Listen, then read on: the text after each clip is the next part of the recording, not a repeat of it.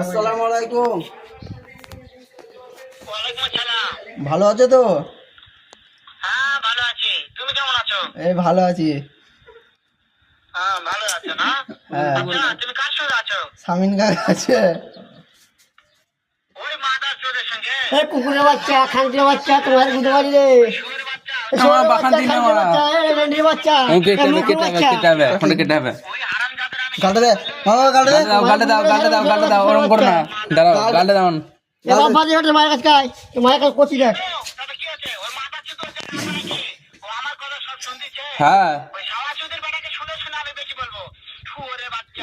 এ খানকির বাচ্চা, যে মস্তি হচ্ছে বাচ্চা, তোমাকে জুদিছে, তোমাকে জুদিছে। আবার তোমাকে মারবো বলছে গো।